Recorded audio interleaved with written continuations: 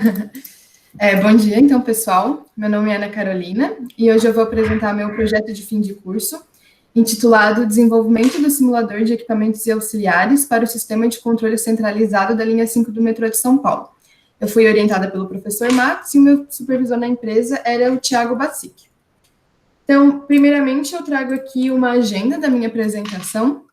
Eu vou iniciar falando da motivação e dos objetivos de fazer esse projeto. Em seguida, eu vou falar da empresa onde eu fiz o meu PFC, que é a Radix Engenharia e Software, apresentar tanto o sistema de controle centralizado, quanto o simulador de equipamentos e auxiliares, que é o CIMEA, falar um pouco do meu desenvolvimento, do teste de aceitação em fábrica, e vou finalizar minha apresentação com os resultados e algumas considerações finais. Então, falando um pouco da motivação e dos objetivos de fazer esse projeto. A principal justificativa de desenvolver o CIMEA veio da necessidade de proporcionar uma interface amigável de testes e simulação para quem for operar o sistema de controle centralizado da linha 5 do metrô de São Paulo. O SCC, ele é um supervisório que está sendo desenvolvido pela Radix também, eu vou falar um pouco dele ao longo da minha apresentação. E, de maneira geral, ele é um sistema muito complexo, então a gente tem muitas tags, muitos equipamentos, muitas telas. Então, é desejável que, uma vez que esse sistema esteja em produção, ele seja operado por pessoas que tenham uma certa familiaridade, que tenham uma certa experiência, e que também saibam lidar com eventuais situações críticas, porque quando esse sistema estiver rodando, se, por exemplo, for enviado um comando errado para um equipamento, a gente pode ter consequências muito graves para a operação da linha como um todo. Falando, então, do objetivo do meu PFC, o objetivo principal do meu PFC é finalizar o desenvolvimento do CIMEA. O CIMEA ele já tinha começado a ser desenvolvido por outros membros da equipe, mas o trabalho tinha sido pausado por um tempo, ele estava meio em stand-by. Então, para finalizar o desenvolvimento, esses 4 objetivos aqui tinham que ser atingidos, que são eles: modelar os equipamentos que não estão presentes no sistema, instanciar as estações, desenvolver as lógicas de comando e dos alarmes dos equipamentos, e também efetuar o TAF, que é o teste de aceitação em fábrica, e corrigir as pendências, certo? Então, a empresa onde eu fiz o meu PFC é a Radix Engenharia e Desenvolvimento de Software. Ela é uma multinacional de tecnologia e engenharia, com sedes no Rio de Janeiro, São Paulo, Belo Horizonte, Houston e Atlanta. Nesse ano de 2020, ela foi eleita a melhor empresa para se trabalhar no Brasil e ela atua em diversos setores da economia. O meu PFC foi desenvolvido na Radix de São Paulo, no time de automação, cujo foco principal está em desenvolver soluções voltadas para o setor terciário da economia. Tanto que o meu PFC, ele é na área de transportes. Falando, então, um pouco do sistema de controle centralizado. Antes de mais nada, eu gostaria de deixar claro que o SCC, ele não é o foco do meu projeto, mas uma vez que o CIMEA é uma das funcionalidades do SCC, não teria como eu apresentar o CIMEA sem antes dar uma ideia geral do que é o SCC. Então, o SCC, ele é o sistema supervisório responsável por controlar e monitorar 17 estações de metrô, 2 subestações e 2 pátios da linha 5 Lilás do metrô de São Paulo. A linha 5, ela está localizada aqui na zona sul da cidade e ela tem cerca de 20 quilômetros de extensão. Então, o sistema é extenso, como eu já tinha falado anteriormente, são cerca de 44 mil tags de comunicação, e o desenvolvimento dele está sendo em Elipse 3, que é uma plataforma utilizada para desenvolver sistemas escadas e IHM. E o SCC, ele ainda é composto por 3 grandes sistemas, que é o SCE, que é o sistema de controle elétrico, ele é responsável por controlar toda a parte elétrica da linha. O SEA, que é o sistema de equipamentos e auxiliares, ele controla equipamentos como ventiladores, a parte de bombas, a parte de iluminação da linha também. E o SFP, que é o sistema de fluxo de passageiros, que é responsável por garantir o deslocamento seguro do usuário ao longo da estação. Então, ele controla, por exemplo, o sentido das escadas rolantes, controla também os elevadores e também a parte de câmeras do sistema. E como que é feita a comunicação entre o SCC e os dispositivos de campo? O SCC se comunica com os equipamentos por meio do protocolo IEC104, que é um tipo de driver de comunicação, e a comunicação é do tipo mestre-escravo, sendo que o SCADA, né, que é o nosso SCC, ele atua como mestre, e as concentradoras atuam como escravo. E quem são as concentradoras? As concentradoras são dispositivos que estão localizados em campo, que são responsáveis por concentrar os dados dos CLPs de cada um dos sistemas de cada uma das estações. Então, a gente tem um CLP para o SFP, um CLP para o SCE e um CLP para o SEA. Os dados desses três CLPs são concentrados na concentradora e a concentradora é responsável por disponibilizar para o SCADA. A gente tem uma concentradora para cada estação, pátio e subestação. Ao total, a gente tem 21 concentradoras de dados em campo. Então, agora falando um pouco do simulador de equipamentos e auxiliares, que é o CIMEA, que é, de fato, o foco do meu projeto. Primeiramente, eu vou iniciar destacando as três coisas principais que a gente consegue fazer com o CIMEA. A primeira delas, e o motivo pelo qual o sistema foi idealizado no primeiro momento, é realmente treinar os operadores, né? Ou seja, qualificar os operadores do metrô a mexerem no SCC. Só que, além de treinar, a gente consegue também simular, porque o CIMEA, ele armazena dados históricos, e ele possui essa funcionalidade de playback. Então, com essa funcionalidade de playback, a gente consegue saber todos os eventos que aconteceram em determinado momento no SCC. Então, por exemplo, caso a gente tenha uma situação de incidente na linha 5, a gente consegue fazer o playback desses eventos, e a gente consegue, por exemplo, identificar a causa raiz de um problema, a gente consegue achar erros no processo, e até mesmo falhas de operação humana. E, por último, a gente também consegue testar com o CIMEA. Ou seja, quando o SCC for modificado, por exemplo, caso a gente precise trocar um equipamento do SCC, a gente consegue fazer os testes de comunicação desse equipamento, primeiramente com o CIMEA. Porque uma vez que o CIMEA ele simula as concentradoras de dados, se o equipamento está se comunicando corretamente com o CIMEA, ele também vai se comunicar corretamente com a concentradora de dados, certo? Então, dito isso, o objetivo principal do CIMEA é substituir as concentradoras de dados. Ou seja, o CIMEA ele tem que se comportar de forma similar ao campo. Então, basicamente, tudo que o SCC faz, o CIMEA tem que ser capaz de fazer. Então, o CIMEA tem que ser capaz de gerar alarmes no sistema, ele tem que ser capaz de comandar um equipamento, de atuar no estado de um equipamento também. Então, agora, ao invés do SCC se comunicar com os dispositivos por meio das concentradoras, ele tem que se comunicar por meio do CIMEA. O CIMEA está sendo desenvolvido em Elipse 3 também. A comunicação, ela continua sendo por meio do protocolo IS-64, ela continua sendo do tipo mestre-escravo, só que agora o CIMEA atua como escravo. E, além dessa comunicação por meio do driver IS-64, a gente também utiliza um conceito do Elipse 3, que é o conceito de domínios remotos. Porque agora a gente tem duas aplicações Elipse rodando. A gente tem a aplicação do SCC e a aplicação do CIMEA. E para que a comunicação entre os drivers seja estabelecida, a gente precisa utilizar os domínios remotos. E, basicamente, nos domínios remotos, uma aplicação funciona como servidora de dados e uma aplicação funciona como cliente. No nosso caso, o SCC é o domínio servidor e o CIMEA é o domínio cliente. Então, agora eu vou falar alguns conceitos gerais do CIMEA. O CIMEA, ele trabalha com dois conceitos, com o conceito de cenários e os conceitos de eventos. Os cenários, eles representam um quadro estático de estados do SCC. Então, um cenário é como está o SCC em determinado momento. E esses cenários, eles são configurados pelo usuário. Então, por exemplo, se o usuário quiser configurar um cenário em que todos os disjuntores de determinada estação estejam em modo de falha, ele consegue fazer isso. E os eventos, eles são definidos como a mudança de estado em algum ponto de supervisão que é monitorado pelo SCC. Então, gerar um alarme no sistema é um evento, comandar a abertura de um disjuntor também é um evento, por exemplo. E os cenários e os eventos são o que formam uma simulação no CIMEA. Então, para a gente executar uma simulação, a gente precisa definir um cenário e uma sequência de eventos. Quando a gente carregar essa simulação, o CIMEA vai setar o SCC de acordo com esse cenário que foi setado pelo usuário, e a partir desse cenário inicial, esse cenário zero, digamos assim, ele vai carregar essa sequência de eventos que também foi definida pelo usuário.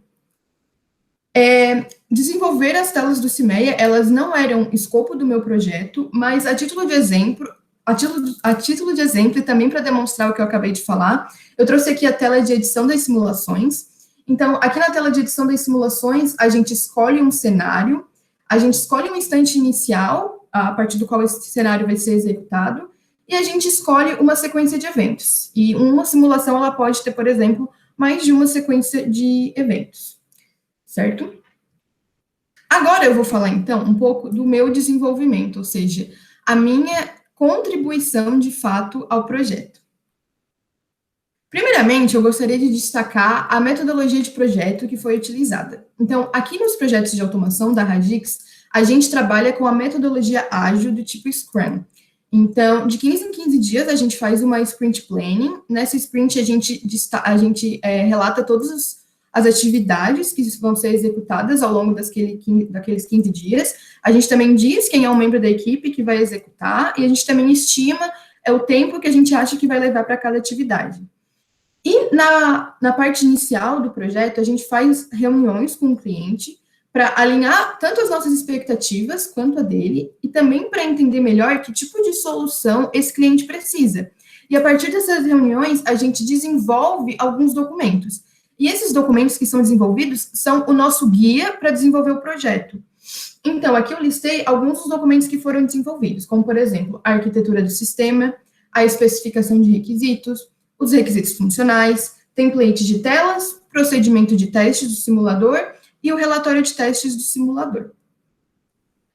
Antes de eu começar a listar as minhas atividades, eu gostaria de destacar o estágio inicial do CIMEA, ou seja, como é que estava o CIMEA quando eu comecei a mexer no projeto, no sistema. Então, primeiramente, o CIMEA ele não contemplava todas as estações da linha 5, e alguns equipamentos também não estavam modelados, porque o que acontece? As estações da linha 5, elas foram construídas em anos diferentes, e elas foram comissionadas por empresas diferentes. Então, é muito comum que alguns equipamentos que estão presentes numa estação não estejam presentes na outra, e também é comum de a gente ter equipamentos parecidos entre as estações, só que esses equipamentos, eles possuem comportamento diferente, então a modelagem deles no sistema também é diferente. E além desses dois pontos, a lógica de comando e dos alarmes também não estava totalmente implementada. Então, a primeira coisa que eu fiz foi a parte de modelagem dos equipamentos e instanciação das estações. O Ellipse, ele é uma linguagem proveniente ele é um software, aliás, proveniente das linguagens orientadas a objetos. Então, ele trabalha muito com o conceito de classes e de instâncias. As classes no Ellipse são os X-Objects. Então, aqui nos X-Objects são onde a gente define todas as propriedades, todos os métodos de determinado equipamento, e a partir dessa classe, a gente consegue definir quantas réplicas dela forem necessárias. Então, a partir dessa classe, a gente consegue criar quantas instâncias forem necessárias no objeto de dados. Então, isso foi a primeira coisa que eu fiz. Eu verifiquei se a classe do equipamento já existia. Se ela não existia, eu criei. E se ela já existia, eu fui direto para o passo de instanciar o objeto. E o último passo é essa parte de fazer a associação com as propriedades de driver, porque não adianta só criar a instância e só criar a classe e não fazer a associação, porque a associação entre a propriedade do equipamento, a propriedade do objeto e a tag de driver vai ser o que de fato vai atuar, vai fazer com que a tag seja atuada no sistema. Então, primeiramente, o que eu fiz aliás, aqui eu trago um exemplo de um equipamento modelado no CIMEA. Então, esse equipamento é uma veneziana SVTE, ele tem essas propriedades, e as propriedades podem ser desse tipo, por exemplo, booleana, elas podem ser string, elas podem ser inteiras também, e aqui a gente também diz um valor inicial para cada uma delas. E além disso, para cada uma dessas propriedades, a gente consegue criar scripts, e esses scripts são linhas de códigos que vão conseguir desempenhar a lógica que a gente precisa. Então, basicamente, uma vez que a gente criou o modelo, a gente cria a instância desse equipamento no objeto de dados, e nessa instância a gente faz a associação entre as propriedades do equipamento e o driver de comunicação. Só que aqui eu acabei caindo em um problema. Por quê? O processo de associar os objetos de dados com os drivers de comunicação, ele é altamente manual. Então, eu teria que vir aqui e para cada uma dessas propriedades, achar a tag de driver correspondente, não ia ser nada assim funcional, ia demorar muito tempo para desempenhar esse processo, né, para terminar esse processo. Então, a solução encontrada foi desenvolver um código para automatizar essa instanciação. O Ellipse, ele aceita tanto importar quanto exportar arquivos CSVs. Então, o que eu fiz foi criar uma macro no Excel, E essa macro desenvolvida, ela permitiu a criação de mais de 3.000 instâncias de objetos de dados de forma automatizada, possibilitando o ganho de tempo e a otimização do processo. Então, eu fiz isso, eu primeiramente modelei todos os equipamentos e depois eu passei, digamos assim, entre aspas, esse código para instanciar todas as estações que não estavam contempladas no CIMEA. Uma vez que eu fiz isso, eu fui para a parte de desenvolver as lógicas. A primeira lógica que eu desenvolvi foi a lógica dos alarmes. Então, os alarmes do SCC, eles são booleanos e eles são atuados quando a propriedade associada recebe valor lógico 1. Então, se a gente vai lá na tag de driver e manda 1 para ela, o alarme é gerado no SCC. Se a gente manda 0, esse alarme é normalizado. Só que alguns alarmes, eles apresentam um funcionamento contrário, ou seja, eles são atuados quando a propriedade recebe valor lógico 0. Então, para esses alarmes, eu precisei revisar a lógica. E a solução encontrada foi criar uma propriedade auxiliar. Essa propriedade, ela inicia com o prefixo DRV, e essa propriedade, ela é uma abstração para o usuário, ou seja, o usuário não interage com essa propriedade. O usuário interage com a propriedade que tem o prefixo ALM_. Essa propriedade DRV, ela recebe o valor negado de ALM e ela possui associação com o driver de comunicação. Então, quando o usuário for na tela do CIMEA e mandar 1 para essa tag ALM, DRV vai receber 0. E como o DRV está linkada com a propriedade de driver, o SCC vai receber 0 e logo o alarme vai ser atuado. A mesma coisa acontece quando a ALM recebe 0. DRV recebe 1, e como o DRV está linkado com a propriedade de driver, o alarme é normalizado no SCC. A outra lógica que eu precisei desenvolver foi a lógica de comando dos equipamentos. A gente tem 3 pontos de supervisão no SCC. A gente tem pontos de estados, pontos de alarmes e pontos de comandos. Os pontos de estados e alarmes, o fluxo, né, é do CIMEA para o SCC. Ou seja, a gente atua num alarme ou num estado por meio do CIMEA e essa atuação tem que chegar no SCC. Os pontos de comandos, o fluxo é bidirecional, então a gente pode comandar um equipamento tanto do SCC para o CIMEA, quanto do CIMEA para o SCC. Então, aqui eu trouxe o fluxograma utilizado para desenvolver a lógica dos comandos. A primeira coisa, então, aqui a gente tem tanto a atuação por meio do CIMEA, quanto a atuação por meio do SCC. Primeira coisa que o código verifica é se a gente possui um intertravamento ativo. E o que é um intertravamento? Intertravamentos são condições que impedem que um equipamento seja comandado. Exemplo, você não pode comandar a abertura de um disjuntor se um disjuntor estiver em modo de falha, por exemplo. Então, caso tenha um intertravamento ativo, o CIMEA registra um evento de comando não executado no registro de eventos do SCC. Caso a gente não tenha intertravamento ativo e a atuação seja por meio do CIMEA, o CIMEA manda como se fosse um pulso para o SCC, ele atua nas propriedades do SCC. Ao receber esse pulso, entre aspas, o SCC atua de volta no CIMEA e o CIMEA configura o equipamento para o estado desejado. A mesma coisa acontece caso a atuação do comando tenha vindo por meio do SCC. A diferença é que a gente não tem essa primeira parte aqui, porque essa primeira parte realmente diz respeito somente ao CIMEA. Uma coisa que o CIMEA faz antes de setar o equipamento para o estado desejado é olhar as propriedades desse objeto delay. Porque no CIMEA é possível configurar um atraso dos comandos. Então, por exemplo, caso o instrutor, caso o usuário da aplicação queira mandar um comando para o CIMEA, mas ele queira que esse comando seja executado somente 10 segundos depois, ele é possível. Então, ele é possível por meio desse objeto delay. Então, antes de configurar o equipamento para o estado desejado, o CIMEA olha esse objeto. Se o delay for 0, a atuação é instantânea. Se o delay for diferente de 0, ele vai esperar o número de segundos que o usuário configurou. E uma vez que ele seta o equipamento para o estado desejado, ele registra um evento de comando executado no registro de eventos. Então, de modo geral, a lógica dos comandos é essa. Tem bastante código aqui por trás, mas eu tentei trazer de uma forma mais geral para que eu conseguisse pelo menos passar a ideia geral do que está aqui por trás dessa lógica para vocês.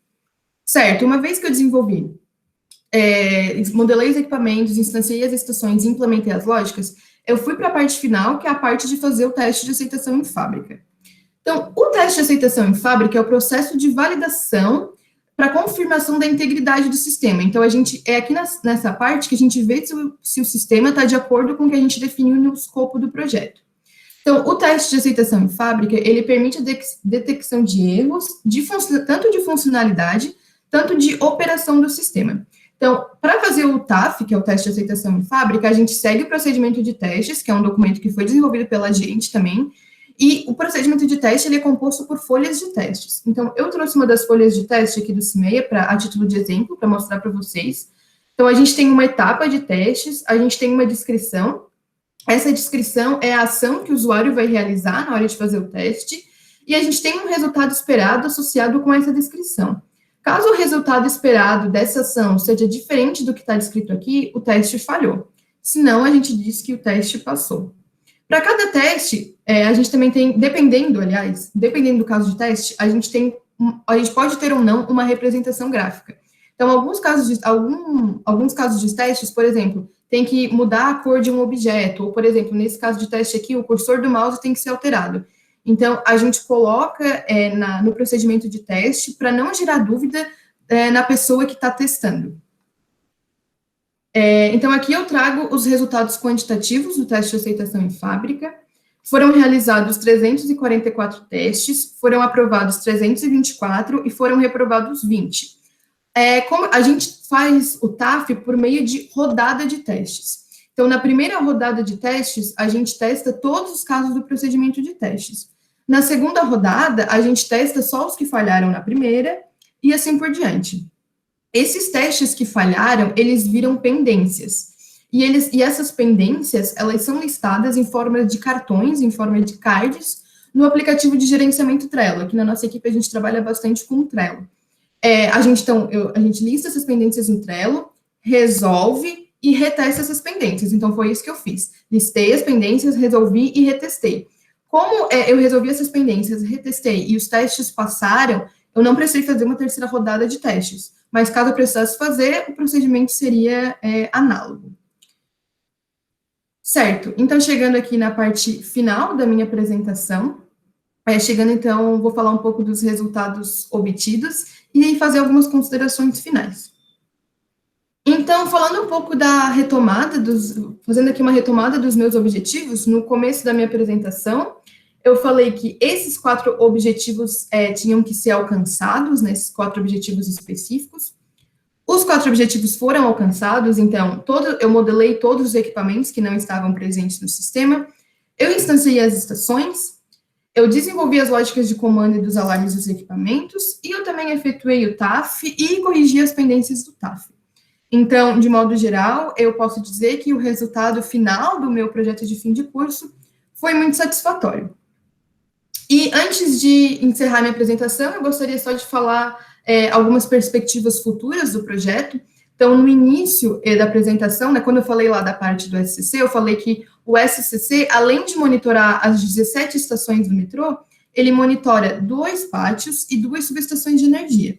Então, os próximos passos consistem em expandir o CIMEIA para que ele contemple, além das 17 estações, a subestação Bandeirantes, a subestação Guido Calói, o pátio Capão Redondo e o pátio Guido Calói.